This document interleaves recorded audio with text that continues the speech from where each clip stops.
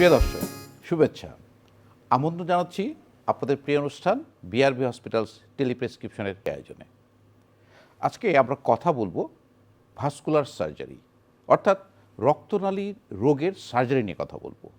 এই বিষয়ে কথা বলার জন্য আমাদের সাথে আছেন ডাক্তার মোহাম্মদ মাহমুদুল হক। তিনি সহকারী অধ্যাপক, ভাস্কুলার সার্জারি বিভাগ, জাতীয় হৃদরোগ ইনস্টিটিউট ও হাসপাতাল এবং বিআরবি হসপিটালসের কনসালটেন্ট ভাস্কুলার সার্জারি হিসেবে কাজ করছেন। ডাক্তার মাহমুদুল হক, আপনাকে স্বাগত আমাদের স্টুডিওতে। আপনাকে ধন্যবাদ। আমি স্বাগত জানাচ্ছি চ্যানেল আইয়ের সমস্ত দর্শক এবং অন্যান্য কলাকৌশলীদেরকে।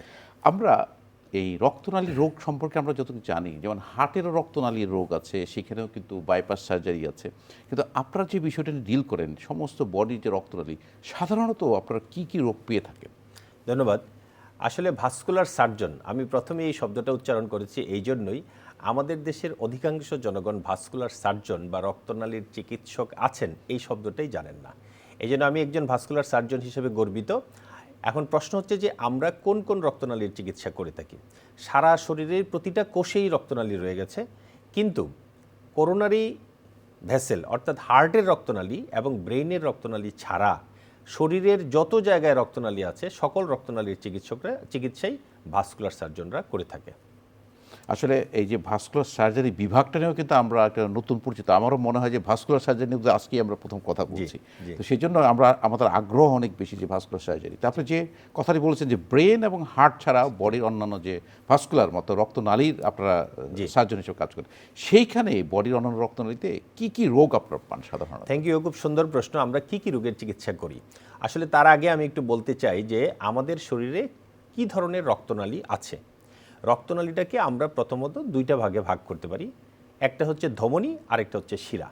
সাথে আরও একটা রক্তনালী আছে, সেটা রক্তনালীর মতোই কাজ করে, সেটা হচ্ছে লিম্ফেটিক ভেসেল। তো ধমনীতে কী ধরনের রোগ হয়, শিরায় কী ধরনের রোগ হয়, আমরা সেটা একটু আলাদা আলাদাভাবে বলতে চাই। ধমনীতে যে রোগ হয় সেটা, ধমনী যখন বন্ধ হয়ে যায় তখন ওই অঞ্চলে রক্ত সরবরাহ কমে যায়। রক্ত সরবরাহ কমে গেলে সাধারণত পায়ে হাঁটতে সমস্যা হয় এবং পায়ের কোনো একটা অংশ কালো হয়ে যায়। কালো হয়ে যাওয়া মানে ওই অংশটুকু নষ্ট হয়ে যায়। এটা হচ্ছে ধমনীর সমস্যা, মানে অ্যাওর্টা, যেটা বা আর্টারি, সেটা যদি বন্ধ হয়ে যায় তাহলে ওই রক্তনালীটা শরীরের যে অংশে রক্ত সরবরাহ করে সেই অংশটুকু নষ্ট হয়ে যায়। নষ্ট হয়ে যায় মানে কালো হয়ে যায়, এটাকে আমরা বলি গ্যাংগ্রিন। আর এটা যদি প্রাথমিক পর্যায়ে থাকে তখন তার কিছু সমস্যা হয়, যেমন তার পায়ের একটা রক্তনালী বন্ধ হয়ে গেল, তখন সে হাঁটার সময় ব্যথা অনুভব করে এবং দাঁড়িয়ে পড়লে ভালো হয়ে যায়। এই যে সিমটমটা, হাঁটলে ব্যথা হয় এবং দাঁড়িয়ে পড়লে ভালো হয়ে যায়, এই সিমটমটাকে আমরা বলি ক্লডিকেশন পেইন। আর এটা যখন অনেক লেট স্টেজে আসবে, সে এই ক্লডিকেশন পেইনের চিকিৎসা না নিয়ে যদি সেটা কন্টিনিউ করে, তাহলে দেখা যাবে যে তার পায়ের একটা আঙ্গুল কালো হয়ে যাচ্ছে, অর্থাৎ নষ্ট হয়ে যাচ্ছে। এটা হচ্ছে ধমনীর সমস্যা, অথবা হাতে বা শরীরের যে কোনো অংশে ধমনী বন্ধ হতে পারে। আরেকটা হচ্ছে শিরা। শিরার ক্ষেত্রে আমাদের রক্তনালীতে যে ধরনের রোগ হয়ে থাকে তার প্রধানতম রোগ হচ্ছে ভেরিকোজ ভেইন।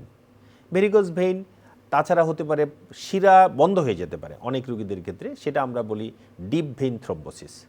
আরও একটা সমস্যা আমাদের রক্তনালীর আছে, সেটাকে আমরা বলি আর্টারিওভেনাস ম্যালফরমেশন অথবা হেমানজিওমা অথবা রক্তনালীর টিউমার, এই নামেই অনেকেই চিনে। সেটা হচ্ছে রক্তনালী, আর্টারি অথবা ভেইন দুইটা একসাথে হতে পারে, অথবা অনেক বেশি শিরার কারণে এই ধরনের একটা টিউমার হতে পারে, অথবা দুইটা মিক্সড হতে পারে। তাহলে এই তিনটা ক্যাটাগরির রোগের চিকিৎসা আমরা করি। একটা হচ্ছে ধমনী বন্ধ হয়ে যাওয়ার কারণে পা কালো হতে পারে অথবা ক্লডিকেশন পেইন হতে পারে। 2 নম্বর হচ্ছে যে শিরা বন্ধ হয়ে গেলে ডিপ ভেইন থ্রম্বোসিস হতে পারে, অথবা শিরা ফুলে গেলে ভেরিকোজ ভেইন হতে পারে, অথবা শিরা এবং ধমনী মিলে এক ধরনের টিউমার হতে পারে, যেটাকে আমরা বাংলায় বলি হেমানজিওমা অথবা রক্তনালীর টিউমার, অথবা আমরা মেডিকেল টার্মে আধুনিক ভাষায় বলি আর্টারিওভেনাস ম্যালফরমেশন। যে আপনি আসলে খুব সুন্দর করে বলেছেন। আমরা প্রথমে যদি আপনার যে কথাটা বলছেন যে আর্টারিতে যদি ব্লক থাকে, বন্ধ হয়ে থাকে, কালো হয়ে যায় বলছেন, আসলে এটা আমরা আমাদের অনেক সময় গ্রামাঞ্চলে, আপনি গ্যাংগ্রিন বলেছেন, বার্জার্স ডিজিজ নামে একটা রোগ দেখি, যে স্মোকিংয়ের সাথে একটা রিলেশন আছে। তো আমরা এই যে আর্টারি বন্ধ হয়ে গেল, কালো হয়ে গেল, এই ব্যাখ্যাটা যদি জানতাম যে কেন কালো হয়ে যাচ্ছে। কালো হয়ে যাওয়ার পিছনে কারণ হচ্ছে, আমি সহজেই আমাদের রুগীদেরকে বোঝানোর জন্য আমরা এই কথাটা বলি, আমি ছোট্ট করে একটু সময় নিয়ে বোঝানোর ব্যবস্থা করছি। সেটা হচ্ছে শীতকালে সাধারণত ধানের জমিতে ড্রেন দিয়ে সেলো মেশিন দিয়ে বা ডিপ মেশিন দিয়ে পানি দেওয়া হয়, কোনো কারণে যদি যে ড্রেন দিয়ে পানিটা দেওয়া হচ্ছে সেই ড্রেনটা কোনো একটা জায়গায় যদি বন্ধ হয়ে যায়, তাহলে এই ড্রেন দিয়ে জমির যে অংশটুকুতে পানি যাচ্ছিল সেই অংশটুকুতে পানি যাওয়া বন্ধ হয়ে যাবে। পানি যাওয়া বন্ধ হয়ে গেলে গাছ পানি পাবে না এবং সেই গাছগুলো প্রাথমিক পর্যায়ে হলুদ হয়ে যাবে। এবং সেই পানিটা যদি আরও বন্ধ থাকে একটা লম্বা সময়, তাহলে এই গাছগুলো মরে যাবে। তাহলে আমাদের রক্তনালীর যদি বন্ধ হয়, সেই রক্তনালীটা যে পায়ে তার রক্ত সরবরাহ করছিল, সেই পায়ে প্রথম অবস্থায় ক্লডিকেশন পেইন হবে। অর্থাৎ কিছু দূর হাঁটলে তার ব্যথা হবে, কিন্তু দাঁড়িয়ে পড়লে তার ব্যথা ভালো হয়ে যাবে। আবার কিছু দূর হাঁটবে, তার ব্যথা হবে, এবং থামলে তার ব্যথাটা ভালো হয়ে যাবে, মানে রেস্টে তার ব্যথাটা কমে যাবে। এটাই ক্লডিকেশন পেইন। কিন্তু এটার চিকিৎসা যদি সে না করে আরও লম্বা সময় পর্যন্ত তার এই রোগটা যদি এক্সিস্ট করে এবং সেটা যদি বাড়তে থাকে, তাহলে একটা রক্তনালী সম্পূর্ণরূপে বন্ধ হয়ে যেতে পারে। রক্তনালীটা যখন সম্পূর্ণরূপে বন্ধ হয়ে যায়, তখন তার ওই পায়ে কালো হতে থাকে এবং গ্যাংগ্রিন হয়, এবং এই গ্যাংগ্রিনের অংশটুকু মানে তার পায়ের এই অংশটুকু নষ্ট হয়ে যাচ্ছে। যেমন চারা গাছ মারা যাচ্ছিল, এটার সাথে আমরা গ্যাংগ্রিনটাকে, তার মানে কি জিনিসটাকে আমরা এইভাবে বলতে পারি, যেমন আর্টারির কাজ কি, এটা তো অক্সিজেন সরবরাহ করে, মানে বিভিন্ন অক্সিজেন এবং নিউট্রিশন এবং অক্সিজেন সরবরাহ করে। যখন এটা এই অক্সিজেন এবং নিউট্রিশন বন্ধ হয়ে গেল, তখন যে টিস্যুগুলো তো অক্সিজেন পাচ্ছে না, খাবারও পাচ্ছে না, খুব সঙ্গত কারণ সেটা মরে যাচ্ছে। এবং সেটা কিন্তু আমরা খেয়াল করেছি, যেটা আপনার গ্যাংগ্রিন অনেক শক্ত হয়ে যায়, জায়গাটা খুব পেইনফুল থাকে। এবং আমি যে কথা বলছিলাম যে বার্জাস, যেটা গ্রামে গঞ্জে যারা বিড়িতে বেশি আসক্ত থাকে, তাদের ক্ষেত্রে হয়ে থাকে, রাত্রে ঘুমানোর সময় তাদের পাটা উঠিয়ে বসতে হয়, প্রচণ্ড ব্যথা থাকে। আসলে এই যে রক্তনালী মানে আর্টারি বা ধমনী বন্ধ হওয়ার, কেন বন্ধ হয়? রাইট, খুব সুন্দর একটা প্রশ্ন। এটা আমাদের দর্শকদের জন্য খুবই উপকারী একটা প্রশ্ন। আসলে রক্তনালী কেন বন্ধ হচ্ছে? রক্তনালী বন্ধ হওয়ার জন্য আমরা সাধারণত পেরিফেরাল আর্টারিয়াল ডিজিজ, যেটাকে আমরা বলছি, যে হার্ট বা ব্রেন ছাড়া যে অন্যান্য রক্তনালী বন্ধ হওয়ার পিছনে প্রথম এবং প্রধানতম কারণ হচ্ছে স্মোকিং, অর্থাৎ স্মোক করা, বিড়ি সিগারেট যারা বেশি খায় তাদের ক্ষেত্রে এটা বেশি হয়। সেকেন্ড হচ্ছে ডায়াবেটিস যদি কারো থাকে। 3 নাম্বার হচ্ছে হাইপারটেনশন যদি থাকে। 4 নাম্বার হচ্ছে যদি কারো ফ্যামিলিয়াল ডিসলিপিডিমিয়া থাকে, অর্থাৎ পারিবারিকভাবেই তার রক্তে চর্বি অনেক বেশি থাকে। এই ধরনের রোগীদের সাধারণত পায়ের রক্তনালী বন্ধ হওয়ার সম্ভাবনা বেশি থাকে। তাহলে সেক্ষেত্রে আপনি সিমটমের কথা যেটা বলছেন, যে সে একটু হাঁটলে ব্যথা হবে এবং সে রেস্টে থাকলে ব্যথাটা কমে যাবে, এটা তার সিমটম। আর কোনো লক্ষণ আছে কিনা যেটা আমরা বুঝতে পারি? যে আসলে ধমনী যখন বন্ধ হয়, এই ধমনী বন্ধ হওয়াটাকে আমরা দুইটা ভাগে ভাগ করে আমি তার সিমটমগুলো বলতে চাই। একটা হচ্ছে ক্রনিক ডিজিজ, দীর্ঘমেয়াদী প্রক্রিয়ায় আস্তে আস্তে তার রক্তনালী বন্ধ হচ্ছে। আরেকটা হচ্ছে হঠাৎ করে তার রক্তনালী বন্ধ হয়ে যাচ্ছে। আবার আগের থেকেই তার ক্রনিক ডিজিজ ছিল, মানে দীর্ঘমেয়াদী রক্তনালী বন্ধ হওয়ার একটা প্রক্রিয়া ছিল, এইখানে হঠাৎ করে আবার বেশি পরিমাণে বন্ধ হয়ে গেল একদিনের মধ্যে। এই 3টা ভাগে আমরা ভাগ করতে পারি। একটা হচ্ছে ক্রনিক ডিজিজ, আরেকটা হচ্ছে অ্যাকিউট ডিজিজ, আরেকটা হচ্ছে অ্যাকিউট অন ক্রনিক। তাহলে ক্রনিক ডিজিজটা হচ্ছে এই যে রক্তনালীটা আস্তে আস্তে বন্ধ হচ্ছে, রক্তনালীর ভিতরে চর্বি জমা হয়ে আস্তে আস্তে রক্তনালীর যে ভিতরকার যে জায়গাটা আছে, লুমেনটা আছে, সেটাকে বন্ধ করে দিচ্ছে। এটা গ্র্যাজুয়ালি হচ্ছে। এই পর্যায়ে যদি কোনো একজন ব্যক্তির 70 থেকে 90% তার রক্তনালী বন্ধ থাকে, সে এক ধরনের সিমটম ফিল করবে, সেটা হচ্ছে ক্লডিকেশন পেইন। আমরা ইতিপূর্বেই কয়েকবার বলেছি, ক্লডিকেশন পেইন হচ্ছে সে কিছু দূর হাঁটবে, তারপর তার প্রচণ্ড ব্যথা হবে, পাগুলো অবশ হয়ে যাবে, সে চাইলেও আর হাঁটতে পারবে না, তখন সে থেমে যাবে।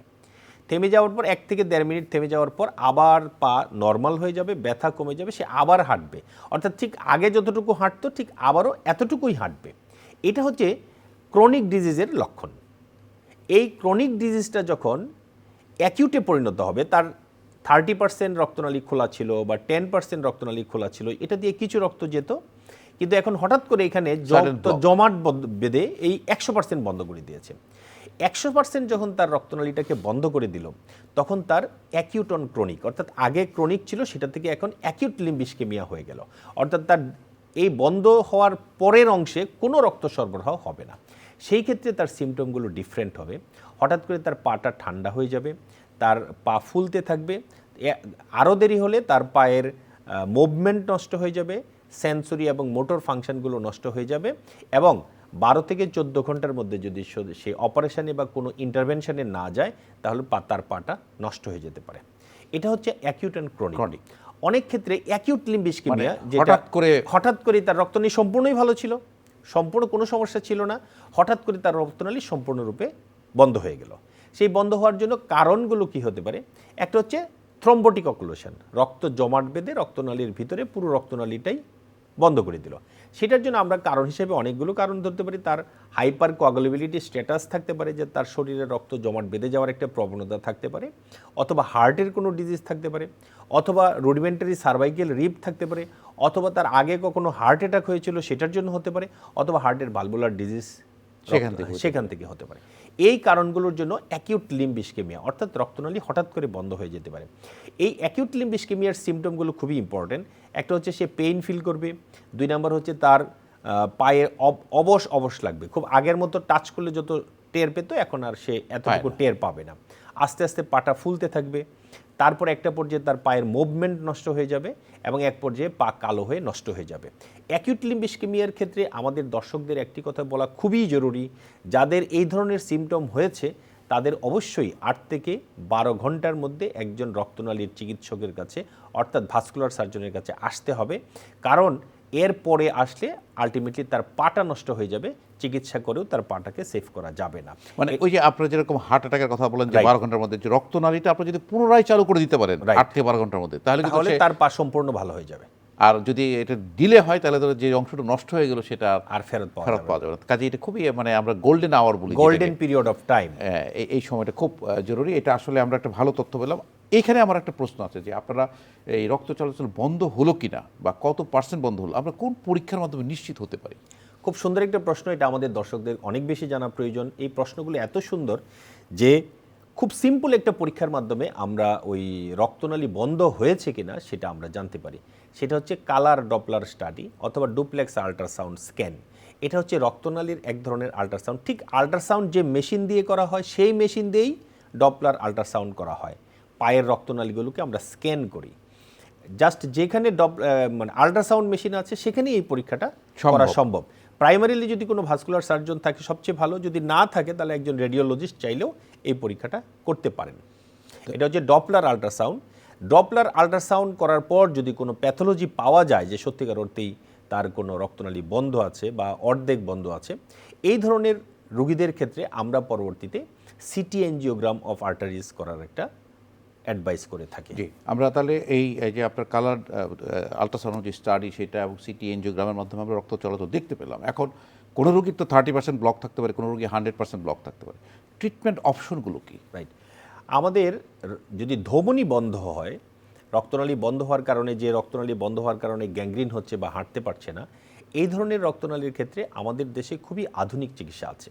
চিকিৎসাটাকে আমরা 2 ভাগে ভাগ করি। একটা হচ্ছে এন্ডোভাস্কুলার অর্থাৎ কোনো কাটাছেঁড়া ছাড়া চিকিৎসা, এটা আধুনিক চিকিৎসা। আরেকটা হচ্ছে কাটাছেঁড়া করে অপারেশন।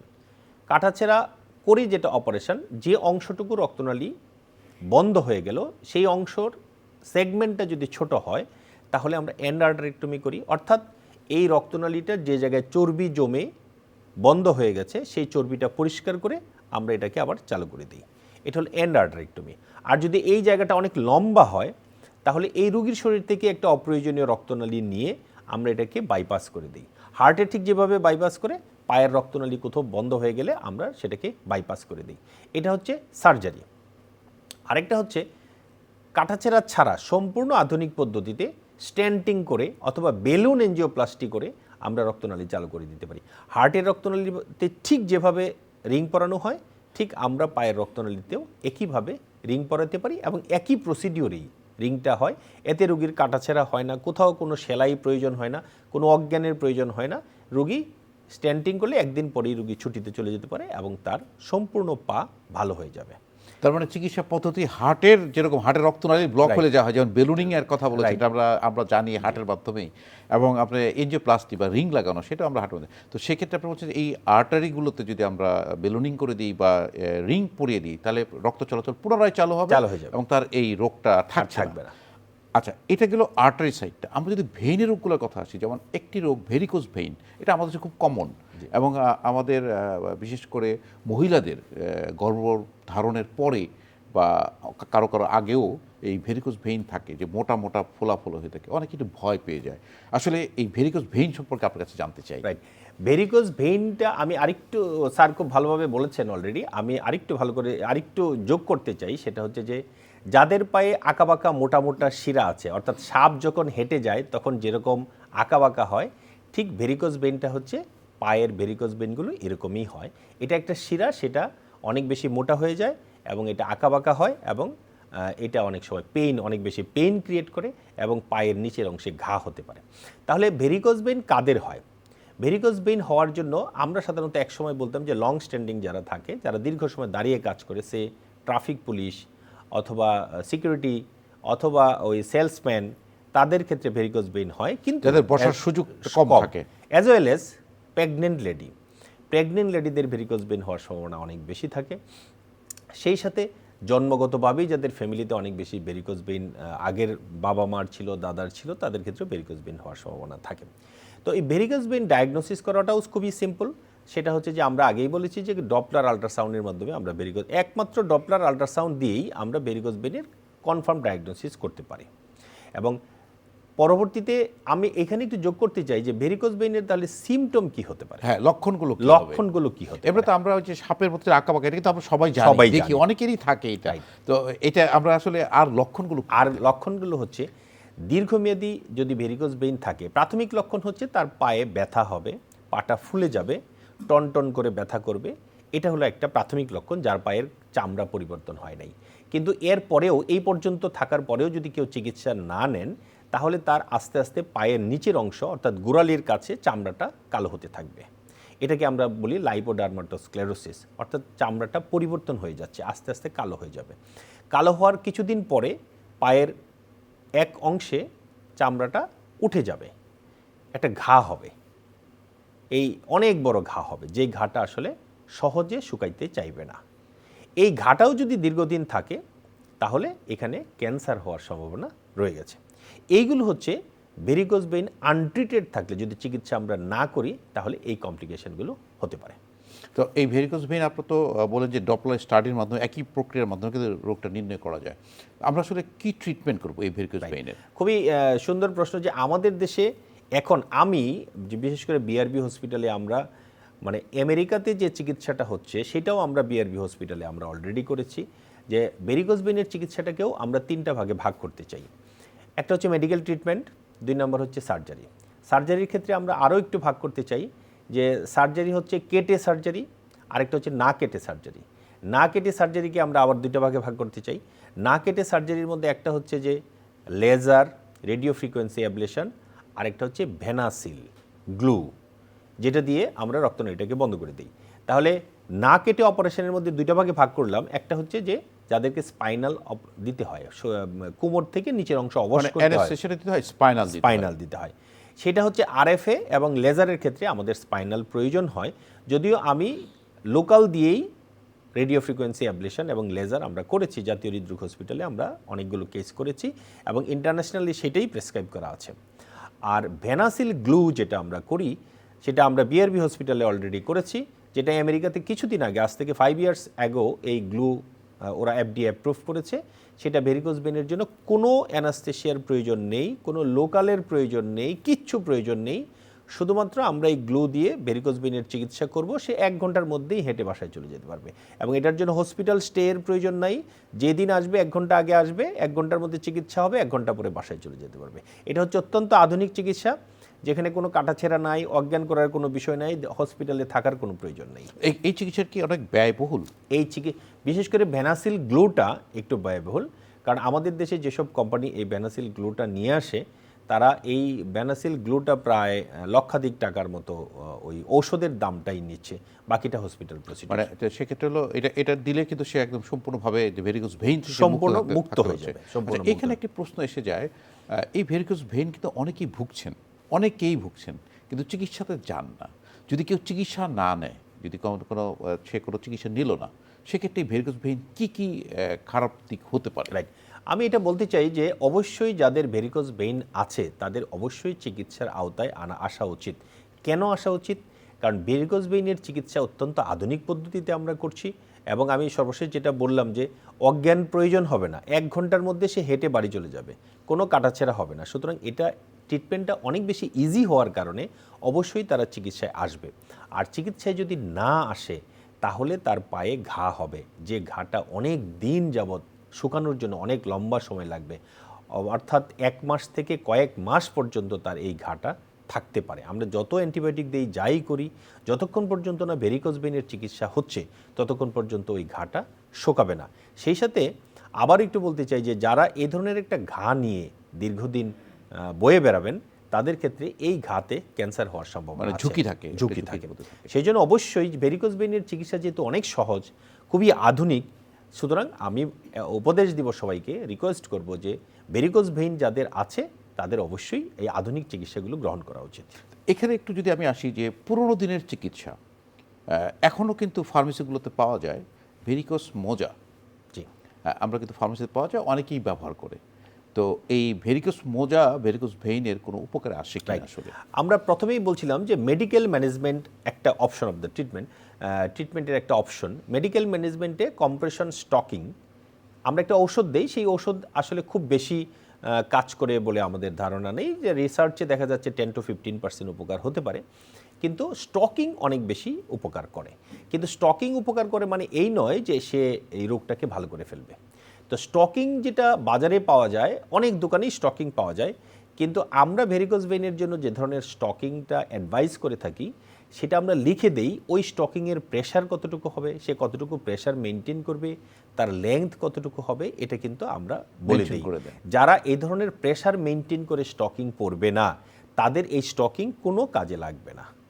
এবং এই স্টকিং এই প্রেশার মেনটেন করার জন্য উপযুক্ত হতে হবে, অর্থাৎ সঠিক ম্যানুফ্যাকচারারের কাছ থেকে এই মোজাটা স্টকিংটা পড়তে হবে। কারণ যে এই প্রেশারটা আমরা সাধারণত 20 থেকে 32 millimetre of mercury pressure excerpt করার জন্য অ্যাডভাইস করে থাকি, আদারওয়াইজ ভেরিকোজ ভেইনের জন্য তেমন কোনো উপকার হবে না।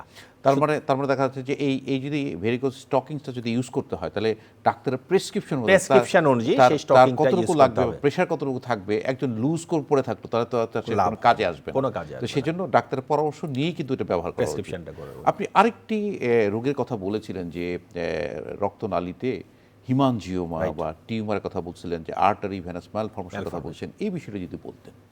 আর্টারি ভেনাস ম্যালফরমেশন বা হেমানজিওমা অথবা রক্তনালীর টিউমার, যদিও টিউমারের শব্দটা ব্যবহার করলে আমাদের দেশের মানুষ অনেক বেশি ভয় পেয়ে যায়, আমি আগেই বলে নিচ্ছি যে এটা ভয় পাওয়ার কোনো কারণ নেই। এটা এক সময় টিউমার, এখন আর আমরা মেডিকেল সায়েন্সে এটাকে টিউমার হিসেবে ব্যবহার করি না, কিন্তু যেহেতু এখনও ভাস্কুলার সার্জারি সারা বাংলাদেশে এত বেশি পরিচিত হয় নাই, কিন্তু অনেক লোক বা ইভেন আমাদের অনেক চিকিৎসকও সেটাকে টিউমার হিসাবেই ব্যবহার করে থাকে। তবে এই টিউমারের সাথে অন্য টিউমারের কোনো সম্পর্ক নেই, এটা সম্পূর্ণ বিনাইন এবং এটার সাথে মৃত্যুর কোনো সম্পর্ক নাই। তা এখানে একটা কথা বলে নিলেই ভালো যে এই টিউমারটা ক্যান্সার জাতীয় টিউমার, যেটা আমরা ক্যান্সার জাতীয় টিউমার হলে তার একটা মৃত্যুর ঝুঁকি থাকে, আমরা ভয় থাকি। এটা ক্যান্সার না, কিন্তু এটা টিউমার, মানে নন ক্যান্সারাস একটা টিউমার। আমরা এটা যদি সহজে ব্যাখ্যা করতে চাই সেটা হচ্ছে যে রক্তনালীগুলো শরীরে একটা নির্দিষ্ট প্ল্যান বা নিয়ম মেনে অবস্থান করে। ব্রেইন, হার্ট থেকে শুরু করে পায়ের আঙ্গুল পর্যন্ত বা হাতের আঙ্গুল পর্যন্ত ব্রেইনে সমস্ত রক্তনালী একটা নিয়ম মেনে চলাফেরা করে, একটা নির্দিষ্ট জায়গা দিয়ে যায়। যখনই কোনো জায়গায় রক্তনালীগুলো তার নিয়ম ভেঙে উল্টাপাল্টা হয়ে কুণ্ডলী পাকায় যায়, তখনই এটাকে আমরা বলি আর্টারিওভেনাস ম্যালফরমেশন। তো এই আর্টারিওভেনাস ম্যালফরমেশনটা তখন ফুলে যায় এবং এটা একটা টিউমার লাইক সাবস্টেন্সের মানে ইয়ের মতো দেখা যায়। তো এইটা আর্টারিওভেনাস ম্যালফরমেশন আমরা বলছি যে এখানে ধমনী এবং শিরার দুইটা কম্পোনেন্টেই থাকে। তখন এটা আমরা ক্যাটাগরি করি দুইটা ভাগে, যে একটা হচ্ছে যে ভেনাস প্রিডমিনেন্ট অর্থাৎ শিরার পরিমাণ বেশি, আরেকটা হচ্ছে আর্টারিয়াল প্রিডমিনেন্ট অথবা মিক্সড টাইপ, দুইটা সমান সমানই আছে। তাহলে এইগুলো ডায়াগনোসিস করার এই সহজ পদ্ধতি হচ্ছে ডপলার আল্ট্রাসাউন্ড স্ক্যান। আমরা 90% ডায়াগনোসিস কনফার্ম করতে পারি এই ডপলার আল্ট্রাসাউন্ড স্ক্যানের মাধ্যমে। পরবর্তীতে যখন আমরা এটার চিকিৎসা করতে যাই তখন আমরা সাধারণত এটার এমআরআই করে থাকি। এই যে ডপলার স্টাডি বা আমরা অনেক সময় দেখি যে ডুপ্লেক্স স্টাডি বলেন, অনেক সময় ক্যারোটিড যে ঘাড়ে রক্ত, ডুপ্লেক্স স্টাডি বলেন। তো এই স্টাডির মাধ্যমে আপনারা এই রোগটা নির্ণয় করতে পারেন। এখন যেমন আমরা প্রায় পেয়ে থাকি আলট্রাসোনোগ্রাম করলে দেখা যায় যে হিমানজিওমা ইন দ্য লিভার, লিভারে একটা হিমানজিওমা অথবা বডির বিভিন্ন জায়গায়, অথবা দেখা যাচ্ছে যে স্কিনের নিচেই তার একটা হেমানজিওমা আছে। তো এটা তো এক ধরনের টিউমার, বেনাইন টিউমার। সেক্ষেত্রে আসলে তার কি করা উচিত, বা এটা কোন ধরনের টিউমার, সিমটমটা কি হবে, বা আমরা কি করে বুঝবো যে এটা কি রোগটা হয়েছে? রাইট, সিমটমটা হচ্ছে যে যদি শরীরের বাইরে ফিল করা যায় তাহলে ফিলিংসের অবস্থানটা হচ্ছে এরকম। যদি রক্তনালীর টিউমার হাতে, পায়ে বা এরকম কোনো জায়গা আছে যেটা বাইরের থেকে দেখা যাচ্ছে বা আমরা হাত দিয়ে বুঝতে পারছি, সেক্ষেত্রে এটার ফিলিংটা হচ্ছে খুবই সফট হবে এবং এটাকে চাপ দিলে কমে যাবে, ছোট হয়ে যাবে, আবার ছেড়ে দিলে আবার বেড়ে যাবে। এটা হচ্ছে প্রাইমারি সাধারণ মানুষ যদি বুঝতে পারে। আমরা একটি ফোন নিয়ে নিচ্ছি, দর্শকরা আমাদের সাথে আছেন। হ্যালো দর্শক, কে আছেন আমাদের সঙ্গে? আপনার নাম, পরিচয়, বয়স বলে আপনার সমস্যার কথাটি বলুন। হ্যালো, আমার নাম আলাউল হক। জি, ওয়ালাইকুম আসসালাম। আমার বয়স হলো 67। জি, বলুন আপনার সমস্যার কথাটি বলুন। আমার সমস্যা হলো আমার পায়ে মানে ভাস্কুলার সার্জারির সমস্যা। জি, যেমন এখন অনেকটা অবসর ভাব থাকে। আপনার কোনো ডায়াবেটিস বা অন্য কোনো কোমরবিড কন্ডিশন আছে? ডায়াবেটিস আছে, আমি ডায়াবেটিস আছে। আচ্ছা, আর পায়ের যেটা সমস্যা, ভাস্কুলার সার্জারির সমস্যাটা কি কি ধরনের? কোনো আপনি ডাক্তার পরামর্শ নিয়েছেন না নিজের থেকে বলছেন কি হয়েছে? আমি মূলত ভ্যালোরে গিয়ে আমার একবার হার্টের ব্লক ধরা পড়ছে একটা। তো সেখান থেকে পরবর্তী দেশে এসে আমি ইভ্যান কার্ডিয়াকে আমি বাইপাস করছি, একটা ব্লক ছিল আমার। তো ওইখানে তখন বলছে যে আমার পায়ে ব্লক আছে। জি, আমরা নিশ্চয়ই ওই যে ভাইব্রেশন দিয়ে ওই যে একটা শো শব্দ হয়। মূলত আমি জানতে চাইতেছি আমি এখন এই যে পায়ের এই ব্লক গুলো ছুটাবার জন্য আমি কি ট্রিটমেন্টটা নিতে চাই? জি, আমরা দর্শক আপনি আমাদের সঙ্গেই থাকুন, আমরা আপনার প্রশ্ন বুঝতে পেরেছি। নিশ্চয়ই স্যার আপনার উত্তর দিবেন। উনি যে কথাটা বলেছেন, উনি কিন্তু অনেকগুলো প্রশ্ন উত্তর নিজেই দিয়েছেন। যেমন ওনার বাইপাস করা হয়েছে হার্টের, হচ্ছে পায়ে ব্লক আছে এবং ওনার ডায়াবেটিস। এই প্রসঙ্গে এখন ওনার কি করা উচিত একটু বলুন। থ্যাংক ইউ দর্শক আপনার প্রশ্নের জন্য। আমরা যতটুকু বুঝতে পেরেছি যে আপনার হার্টে একটা রিং পরানো হয়েছে, আপনার পায়েও রক্তনালী বন্ধ আছে, সেটা আপনি কোথা থেকে জেনেছেন।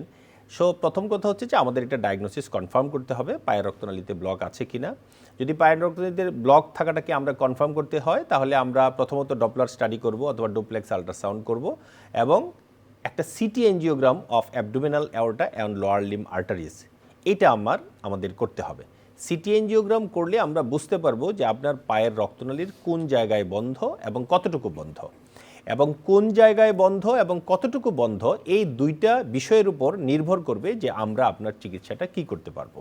আমরা কি আধুনিক পদ্ধতিতে আপনাকে রিং পরাইতে পারবো, না আপনার পায়ের রক্তনালীতে বাইপাস করতে হবে, সেই সিটি এনজিওগ্রামের মাধ্যমেই আমরা তথ্যটা পাবো যে আপনার কি চিকিৎসা করা উচিত। তার মানে এক কথায় ওনাকে একজন ভাস্কুলার সার্জারির পরামর্শ করতে হবে এবং এক্স্যাক্টলি তার আসলে ব্লকটা কতটুকু, কত পার্সেন্ট এবং কোথায় আছে, এটা কোন ট্রিটমেন্টটা তার লাগবে সেটা ব্যবস্থা করতে। এবং সাথে যেহেতু ডায়াবেটিস আছে, আমার মনে হয় ডায়াবেটিস নিয়ন্ত্রণ করা উচিত। এখানে ডায়াবেটিক নিউরোপ্যাথি বা ডায়াবেটিসের কারণেও গ্যাংগ্রিন হতে পারে, সেটাও তাকে আমার মনে হয় একটা বিশেষজ্ঞ চিকিৎসক পরামর্শ নিয়ে তাকে আগাতে হবে। অনেক ধন্যবাদ, আপনি আমাদের সময় দিয়েছেন ব্যস্ততার মাঝে। নিশ্চয়ই চ্যানেলের দর্শকরা আজকে ভাস্কুলার সার্জারি নিয়ে খুব ভালোভাবে জানতে পারলেন। আপনাকে অসংখ্য ধন্যবাদ। আপনাকে ধন্যবাদ এবং চ্যানেলের সকল দর্শকদেরকে ধন্যবাদ।